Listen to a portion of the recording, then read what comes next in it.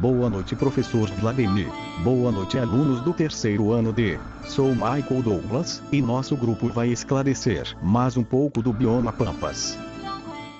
Os Pampas abrangem uma área de 700 km², ocupando cerca de 2,4% da vegetação brasileira. Regiões pastoris de planícies entre o estado brasileiro do Rio Grande do Sul, as províncias argentinas de Buenos Aires, La Pampa, Santa Fé, Entre Rios e Corrientes e República Oriental do Uruguai são localizados entre 34 e 30 graus de latitude sul, 57 e 63 graus de latitude oeste. Embora sejam região de campos, os Pampas também têm áreas de cavernas e grutas, como a Pedra do Segredo, em Caçapava, no sul. Os sítios arqueológicos, como da cidade de Mata, onde há exemplares de árvores petrificadas de milhares de anos. Os Pampas têm a vegetação herbácea, de 10 a 50 centímetros de altura, como vegetação predominante. A paisagem é homogênea e plana, assemelhando-se, para quem os avista de longe, um imenso tapete verde. As principais espécies ameaçadas de extinção são exemplificadas por inúmeros animais, como a onça-pintada, a jaguatirica,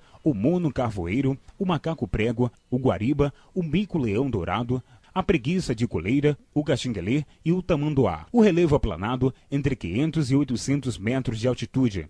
O clima subtropical, com temperaturas amenas, chuvas constantes e solo fértil, contribuíram para que a atividade agropecuária se desenvolvesse rapidamente, contribuindo fortemente com a economia local e de todo o Brasil. As principais produções agrícolas são arroz, milho, soja e uva. As principais criações pecuárias são de bois e ovelhas. O desenvolvimento desordenado apresenta sérios riscos de erosão, arenização e a extinção de vários animais nativos. Apesar da grande biodiversidade existente em nosso país, a nossa sociedade está degradando e utilizando áreas de mata nativa de forma errônea, assim diminuindo a diversidade da fauna, flora e dos nutrientes da terra. Conclui-se que devemos refletir sobre as consequências que causaremos ao alterar um ambiente autossuficiente, pois quando chegarmos a um ponto crítico, será impossível de revertermos um ambiente altamente degradado em um semelhante ao natural.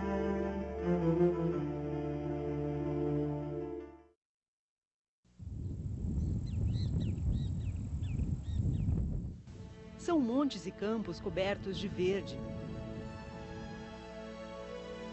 Do alto, tudo se revela ao olhar do gavião caboclo. Banhados, cheios de flores, rochas que formam esculturas naturais. E os gaúchos, que trabalham nas estâncias de gado.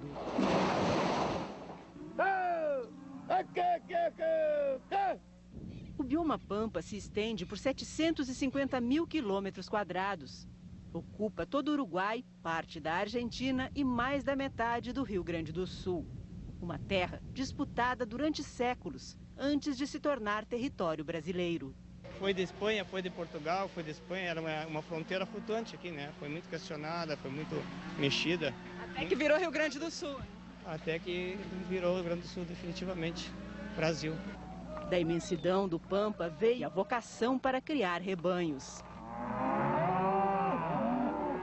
Graças ao pasto natural, cheio de ervas, arbustos e centenas de tipos diferentes de gramas.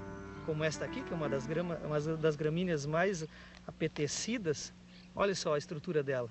Essa os animais gostam de comer? Os animais gostam de comer, por isso que ela está pequenininha. Porque se ela crescer demais em altura, os animais vão comer mais ela. Nesse tapete verde tem mais de 1000 espécies de plantas rasteiras, como essas. A variedade também está na paisagem. Aqui há colinas, essas ondulações que no Rio Grande do Sul são chamadas de coxilhas. E algumas surpresas, são cerros e vales e um horizonte que se perde na distância.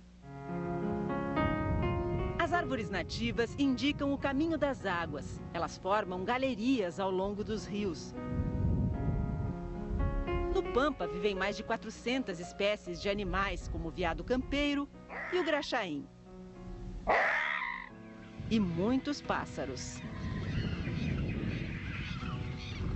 As emas, maiores aves das Américas, correm risco de extinção. Outros bichos já desapareceram. Uma espécie bem característica dessa região, que é o lobo-guará. Fazem mais de 8 anos que a gente não tem registro da ocorrência desse animal. O Pampa está desprotegido. A pedido do Ministério do Meio Ambiente, ele foi mapeado por uma equipe da Universidade Federal do Rio Grande do Sul. E os dados são alarmantes. Dos 40% da área que ainda restam da vegetação original, menos de 1% está em reservas.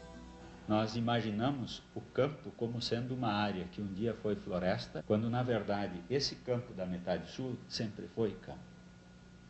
E ele tem, portanto, uma composição de espécies toda original, toda peculiar, e isso torna ele tão importante em termos de conservação quanto qualquer núcleo de floresta, seja de araucária, seja de mata atlântica, seja de floresta amazônica. Mas hoje essas espécies são atacadas por plantas invasoras, como o capim-anone, que não deixam as pastagens nativas se desenvolverem e são menos nutritivas para o gado. A agricultura também já tomou grande parte do bioma. Há 600 mil hectares ocupados por pinos e eucaliptos, usados pela indústria de celulose. Todas as espécies, tanto vegetais quanto animais nativas e silvestres que viveriam ali, elas vão perder aquele espaço. Porque espécie que é adaptada à área de campo, à área aberta, que recebe bastante sol, ela não consegue se adaptar em áreas de floresta. O desafio para salvar o Pampa é combinar vida rural e preservação. Alguns campos têm que ser diferidos, ou seja, tirar os animais, deixar as plantas se recuperar, deixar essas plantas sementarem para aumentar a frequência das boas espécies. Na terra do minuano, o vento que traz o frio do sul, o trabalho do peão tocando o rebanho é mais que uma imagem bonita. É tradição, onde pode estar a chave para o futuro do Pampa.